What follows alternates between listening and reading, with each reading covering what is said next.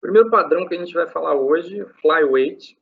Então, o flyweight, o objetivo dele é fazer um compartilhamento de objetos, tá? Para a gente poder ganhar em eficiência. Então, pensa na situação onde você precisa ter muitos objetos, mas esses objetos, eles podem funcionar cada um como um singleton. Então, assim, eu não preciso ter múltiplas instâncias desses objetos. Eu podia ter um singleton para cada tipo de objeto que eu gostaria de ter, tá? Se eu fizer isso, eu provavelmente economizo memória, porque como singleton a gente só tem uma instância, né? Eu vou ter só uma seção de memória sendo ocupada, tá? E, contudo, para eu fazer esse tipo de esquema, eu vou ter que ter uma organização melhor no meu software para eu poder economizar esses recursos computacionais, tá? Então, vamos ver aqui a estrutura do padrão, tá? Flyweight. Tá? O teu flyweight é essa classe aqui, ó. Tá vendo que é uma classe abstrata? E ela tem uma operação que é o que gostaria de ser feito com esse objeto. Tá? Esse parâmetro aqui, extrinsic state, é um estado que não vai ser, digamos, guardado no objeto, mas que ele é usado na operação. E por conta de eu começar a trabalhar com instâncias únicas, eu não posso guardar esse cara dentro do meu objeto, porque ele não vai ser compartilhado entre os usos, tá? Então, assim, o estado extrínseco, ele é um estado que precisa ser passado como parâmetro, utilizado na operação e depois jogado fora. Tá? Por quê? Porque os meus flyweights concretos, eles funcionam como um singleton, eles têm instância única. O que acontece? Né? Se você pegar lá o livro do Goff, ele vai te dizer que o singleton ele é um padrão que você pode associar com, por exemplo, arrays de singletons ou mapas de singletons, que é como se fosse um registro, tá, dos seus singletons, e quando você precisa de um singleton, você pede para esse registro. No caso do flyweight, tá, existe um cara aqui, ó, que ele chamou de flyweight factory. Por que é um factory, né? Porque ele é o cara que cria o flyweight, os flyweights, tá? E aí você tem aqui um método chamado getFlyweight, e quando você quer um flyweight, você pede para esse método. E aí existe uma chave associada com cada flyweight. Tá? Dentro desse método aqui, ele vai fazer aquele código que a gente tem de instância única do singleton, mas ele vai fazer isso com um mapa. Então, eu tenho aqui um flyweight key, tá? Se esse cara existir, é porque eu já tenho uma instância. Retorna a instância existente. Se não, cria um novo flyweight, coloca ele no mapa e retorna o novo flyweight. Ou seja, é um mapa de singletons. Tá? Esse cara aqui, ó, esse link aqui, essa agregação, é justamente esse mapa, tá? Que são os flyweights. E aqui embaixo, ó, o flyweight é uma classe abstrata, né? Então, ou uma interface, está definindo aqui que existe uma operação e que essa operação pode receber um estado extrínseco se for necessário. O flyweight concreto, ele pode ter um estado intrínseco, tá? O estado intrínseco, ele é o que não varia, tá, entre as instâncias. As instâncias não, porque você só tem uma instância, mas ele não varia entre os usos dessa única instância. Em todos os usos dessa única instância, esse estado intrínseco vai ser sempre o mesmo. E o estado extrínseco é o que varia entre os usos da instância. Você vai passar como parâmetro. O flyweight, ele é feito para você compartilhar ele, tá?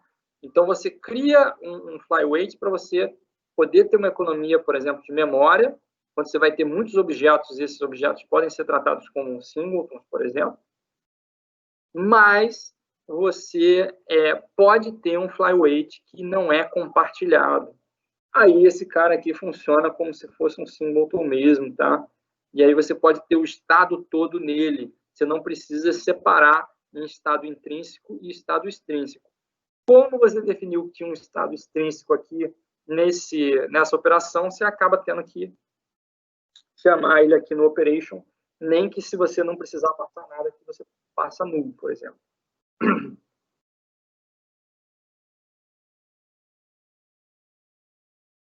Aqui está um diagrama aqui de objetos, né, para a gente poder visualizar como é que ficam as instâncias. Aqui tem uma caixinha, ó, flyweight pool, onde você tem os flyweights concretos instanciados. O factory ele tem um mapa que aponta para esses flyweights e os clientes usam esses flyweights concretos, tá? Mas quando um cliente precisa pegar um flyweight, ele pede para a fábrica com o get flyweight. Exemplo, para que o pessoal lá do Goff usou isso, né? Então, os exemplos do Goff são de editores de texto. Tá? O editor de texto lá deles, cada letrinha, né, é um objeto. E aí o que acontece? Se você pegar um texto que tem muitos caracteres e você for criar uma instância para cada caractere do texto, você provavelmente vai ter muitos objetos. E esses muitos objetos vão consumir muita memória. Tá? Então, você criar uma instância única para cada letra, por exemplo, a letra A só tem uma instância, tá? A letra B só tem uma instância, e você repetir essas instâncias sempre que você precisar delas no texto, vai te dar uma economia de memória. Bom, o exemplo dele é uma estrutura hierárquica, né? Coluna, linha e depois letra. Mas o que são os flyweights mesmo são as letras, tá? Porque são os objetos que têm repetição, tá? Seu pool de flyweights são as letras do alfabeto.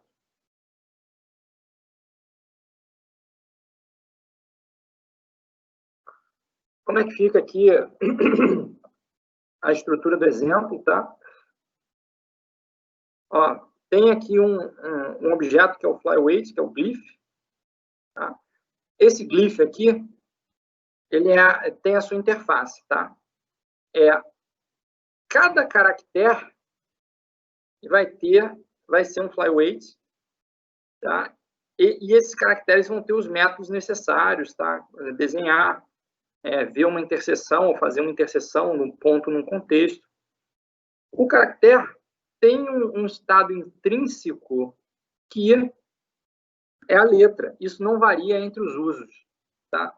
Pouco importa se está em itálico ou em lá, negrito, a letra é a letra, tá? Vai ser sempre aquela.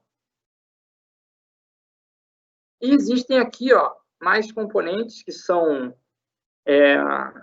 a estrutura, tá, do texto, que funciona como se fosse um composite.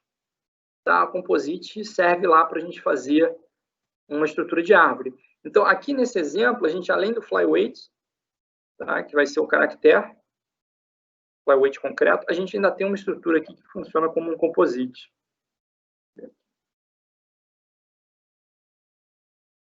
Beleza? Eu tenho um vídeo de implementação disso em Java, não está nesse vídeo, tá? Depois eu vou colocar lá para vocês, um vídeo em sequência. E um exercício proposto é usar o flyweight para representar livros de uma biblioteca. Quais são os atributos intrínsecos e extrínsecos disso, né? Então, pensa lá na biblioteca, eu posso ter vários exemplares de um mesmo livro, né? Então, assim, esses caras vão compartilhar alguns atributos, tá? E outros não. Tá? Então, a gente poderia ter um flyweight nesse tipo de situação.